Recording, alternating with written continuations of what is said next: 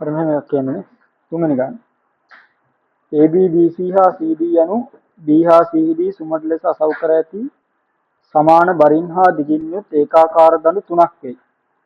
A හා D කෙළවරවල් එකම මට්ටමක වූ අචල සුමට තිරස් කූරු දෙකකට අසව් කර ඇත.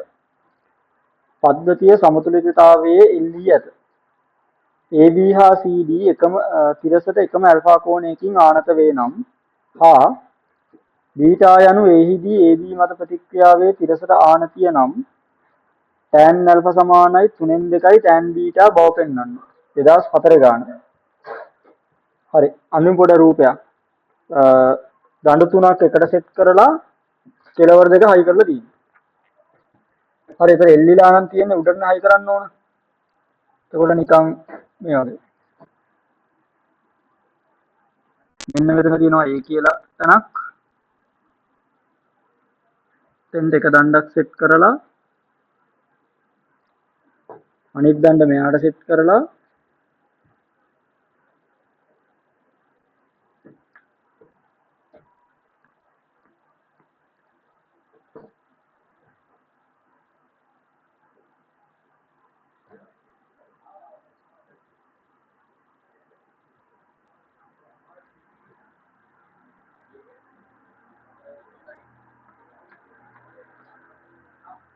ඔන්න ඔහොම වගේනේ තියෙන්න ඕන. දඬු දිග සමානයි දෙන්නම එක මානතිය නම් මෙයා අනිවාර්යයෙන් මොකක් වෙන්න ඕනද? තිරස් වෙන්න ඕන. දඬු වල දිග සමානයිනේ. ඒ හින්දා. රයිට් එතකොට මෙතන A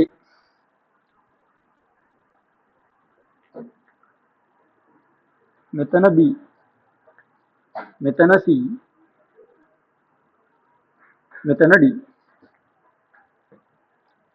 ABCD දෙන්නම තිරසට ඇල්ෆා කෝණයක් ආනත වෙනවා. කියන්නේ මේ කෝණය ඇල්ෆා මේ කෝණය ඇල්ෆා. හරිද? බීටා කියන්නේ එහිදී AB මත ප්‍රතික්‍රියාවේ තිරසට ආනතිය. මෙන්න මෙතන අසව් කරලානේ තියෙන්නේ. මෙන්න මේ අසව් කරලා තියෙන ප්‍රතික්‍රියාවේ තිරසට ආනතිය බීටා කියලා කියනවා. يعني මෙන්න මෙහෙම යනවා නම් එයාගේ ප්‍රතික්‍රියාව එයා තිරසට ආනත මෙන්න මේ කෝණය බීටා කියලා කියන්නේ. හරිද? ඔය ටික තමයි දීලා තියෙන්නේ. හරි බර දීලා නැහැ බර අපි ගමු W කියලා. හරි ඒතකොට බර ටික මාක් කරොත් මෙයාගේ බර එනවා මෙතනින් පල්ලෙහාට W. මෙයාගේ බර එනවා මෙතනින් පල්ලෙහාට W. ඊළඟට මෙයාගේ බර එනවා මැදින් පල්ලෙහාට W.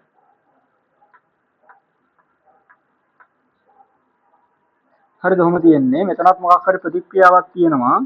ඒක දැනට අපිට ඕනේ නැහැ. ඒක ඉතින් හිතන්න නැතිවමු. ඊට පස්සේ දණ්ඩක දිග අපි 2a කියලා ගමු. ඒතර මෙතන A මෙතන A මෙතන A මෙතනත් A. හරිද? right. දැන් මොකද කරන්න පුළුවන්? දැන් අහන්නේ ඇල්ෆා සහ බීටා අතර සම්බන්ධය. හරි ඇල්ෆා සහ බීටා අතර සම්බන්ධයක් අහන්නේ. ඒ කියන්නේ අපිට මෙහෙම කරන්න පුළුවන් නේ. මෙයාගේ ආනතිය හොයන්න නම් අපි මෙයාගේ සංරචක දෙක මාක් කරගන්න. මෙන්න මෙතන ප්‍රතික්‍රියාවක් තියෙනවානේ. මේ ප්‍රතික්‍රියාවේ තිරස් සංරචකයයි තිරස් සංරචකය අපි හොයාගන්න. හොයාගත්තට පස්සේ tan බීටා ගන්න පුළුවන් එතන. එහෙනම් මේ දෙන්නව හොයාගන්න ඕන මෙන්න මේ W ඇල්ෆා අනම්මනන් ටික ඇසුරේ. හරිද? ඒ කියන්නේ ගාන යන්න වෙන සංදි වගේ. පැහැදිලි හරි. එකක් ඕන නම් මෙහෙම කරන්න පුළුවන් අපිට. එකක් හොයන්න පුළුවන් ලේසියෙන්ම මෙන්න මේ සෙට් එකම තියෙනවානේ. මේ සෙට් එකටම මෙතනින් ගූර්ණයක් ගත්තොත් මොකද වෙන්නේ? මොකද වෙන්නේ? නැත්නම් මේකේ සිරස් ගන්නත් පුළුවන්. ඒකත් ලේසි. මෙයාගෙත් මාක් කරමු අපි. මෙයාගෙත් මාක් කරමු. දැන් මේ පද්ධතිය දෙපැත්තම එක වගේනේ. මේ පද්ධතිය සම්මිතිකයි. මේ පද්ධතිය සමමිතිකයි නම් මේක නම් සංදි කරන්න ඕනෙත් නැහැ මුකුත් කරන්න ඕනේ නැහැ නිකන් නෙයි. මේ පද්ධතිය සම්මිතිකයි මේකට දාන්න පුළුවන් අපිට මේ කියන්නේ මෙතන y නම් මෙයාගෙත් මෙතන y වෙන්න ඕනේ. ඒතර පද්ධතියේ සිරස් දැම්මහම මේ බල ඔක්කොම පල්ලෙහාටනේ තියෙන්නේ. එහෙනම් අනිවාර්යෙන් මෙයාගේ මේ බලය තියෙන්න ඕන උඩට y. මෙයාගේ මෙතන බලය තියෙන්න ඕන උඩට y. හරිද? ඊළඟට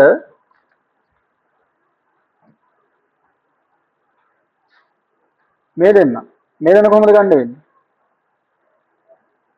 මේ දෙන්න ගැන දිශාවක් හරියටම කියන්න බෑ. මේ මාක් කරමු. මේක x මේක x. හරිද?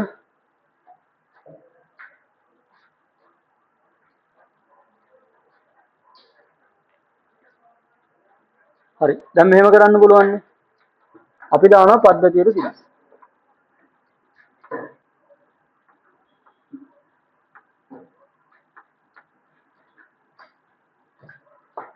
පද්ධතියට උඩට දාන්න. පද්ධතියට උඩ දැම්මම මොකද්ද වෙන්නේ? මෙතන y එකයි මෙතන y එකයි 2y සමාන වෙන්න ඕන මේ 3y w. 2y ඍණ 3y w සමාන වෙන්න ඕන බිඳුවට y සමාන වෙනවා 3y w බෙදීම 2කට. හරිද? ඊළඟට අපිට හොයාගන්න පුළුවන් x හොයාගන්න මොකද කරන්න පුළුවන්? හරි ලේසි. මෙන්න මේ දණ්ඩට මෙතනින් පූර්ණයක් දැම්ම නම් හරියට මෙතන බලට ඉගෙන දන්නේ නැත්තේ.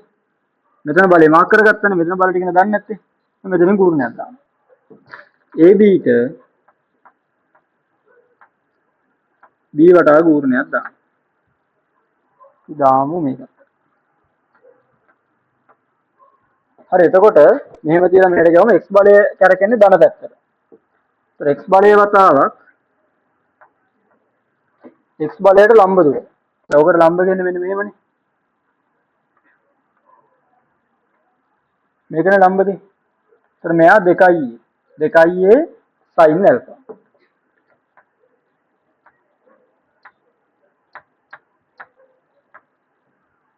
ඊළඟට මෙහෙම තියලා මේ y එකට ගියොත් y කියන්නේ මේ පැත්ත. අනිත් පැත්තට. ඒතර ඍණ y.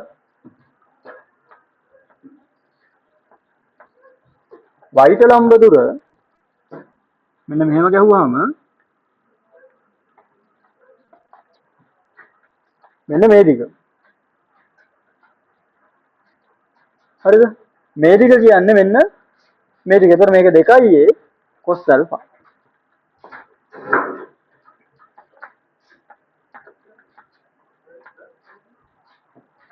ඊළඟට මෙහෙම තියලා මෙහෙම කරකුවාම මේක w කරගෙන මොන පැත්තටද? ධන පැත්තට. ධන w වතාවක් w ට ලම්බ දුර මෙන්න මේක. එතන මේක a නම් මෙතන අල්ෆානේ. මෙතන අල්ෆා නම් මේක a cos alpha.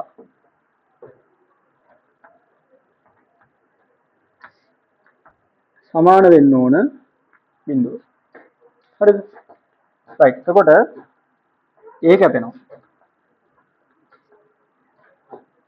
හරි මෙතනින් එනවා 2x sin alpha සමානයි. මෙයා එහා පැත්තට යනකොට ධන වෙනවා. y කියන්නේ 3iw බෙදීම 2. 3iw බෙදීම 2 වැඩි කිරීම 2i cos alpha. මෙයා එහා පැත්තට යද්දි ඍණ වෙනවා. ඍණ w cos alpha. හරි දැන් මෙන්න මෙයාට මෙයා කැපෙනවා. එතකොට මට එනවා 2ix sin alpha සමාන වෙන්න ඕන මෙතන 3iw cos alpha ඍණ w cos alpha කියන්නේ 2iw cos alpha. දැන් දෙකට දෙක කැපෙනවා. x සමාන වෙනවා w cos alpha බෙදීම sin alpha කියන්නේ cot alpha. හරිද? හරි දැන් මෙන්න මෙතන p ට කියන්නේ මේකට ත්‍රිකෝණයක් දානවා හරි. මේ පැත්තට අඳිනවා x. මේ පැත්තට දිනවා x. ඒතර x වලගේ w cot alpha. මේ පැත්තට අඳිනවා y. y වලගේ 3iw බෙදීම 2යි. එහෙනම් r යන්න ඕන සම්ප්‍රයුක්තය යන්න ඕන මේ පැත්තට. සම්ප්‍රයුක්තය අහනවද? සම්ප්‍රයුක්තයක් අහනවද? නෑනේ. tan alpha tan b එකනේ අහන්නේ. මේක අහන්නේ නැහැ. මේක අවුලක් නැහැ. මෙතන කෝණය තමයි ඒගොල්ලෝ බීටා කියලා දෙන්නේ. දැන් tan බීටානේ අහන්නේ. අර කෙලින්ම දාන්න පුළුවන් tan බීටා. tan බීටා සමානයි 3w බෙදීම 2 බෙදන්න ඕන මෙයාගෙන්. එහෙනම් 1ට වැඩි කරන්න ඕන 1ට දාලානේ. 1ට w cot alpha. w ට w කැපෙනවා. tan බීටා එනවා 3 බෙදීම 2යි cot alpha උඩට ගියාම tan alpha. එහෙනම් tan alpha ට උත්තරේ එනවා tan alpha සමානයි 2ට 3යි tan බීටා. ඒ සංදි කරන්න ඕනේ නැහැ. හරිද? normal එක ගන්න හදන්න පුළුවන්. පැහැදිලි? හරි.